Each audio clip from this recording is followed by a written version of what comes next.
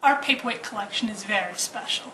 A paperweight is a piece of glass that's usually circular in size, that is of considerable weight, that is used to hold down paper.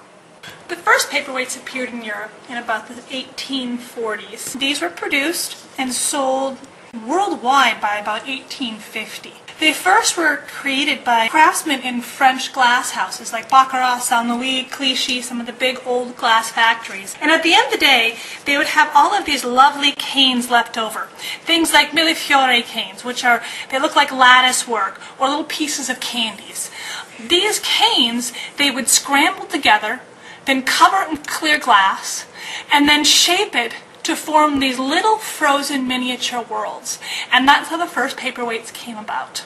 By about 1850, the English glass houses, Bohemian glass houses, and American glass houses caught on to the popularity of these paperweights that the French had first invented, and it kind of exploded.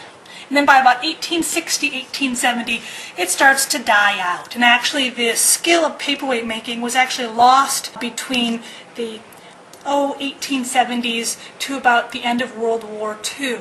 And then the glass houses started wanting to rediscover how paperweights were made, and so they kind of took old paperweights, cut them in half, and looked to see how the craftsmanship was actually done. And so about 1940s, 1950s is when paperweights kind of made a resurgence, and they've been popular ever since.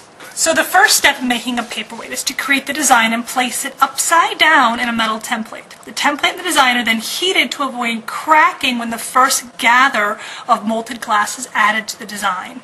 The first gather is attached on a long metal ponto rod, and it is used to pick up the design. This then becomes the bottom of the paperweight. A second or third gather of glass is added to create the dome of the paperweight. The artist then shapes the glass as it cools, spinning the ponto rod to keep the glass from sagging.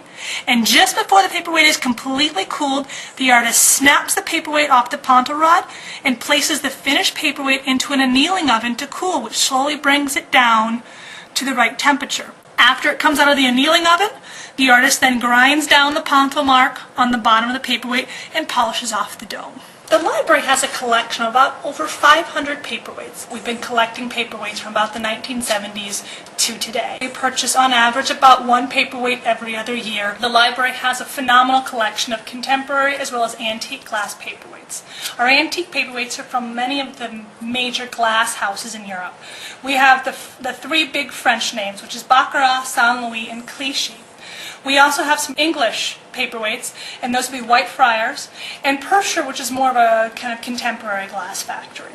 We do have some early Bohemian pieces, as well as some early American pieces from the glass houses, the Boston Sandwich Company and the New England Glass Company. In addition to those traditional glass houses, we have quite a few contemporary studio glass pieces. Some of the big names we have in our collection would be Victor Treblinko, Del and Debbie Tarsitano, Paul Stankard, as well as the California Glass Company Orient and Flume.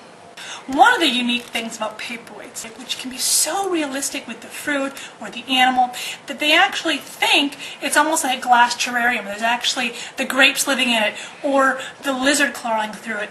But if you think about this a little bit longer, because it's tricking your eye, the molten glass would disintegrate that animal, would wipe out those grapes, and so actually it's all glass, but the craftsmanship and the way it's designed is what really kind of fools your eyes, a little bit of a trompe-l'oeil, as they'd say.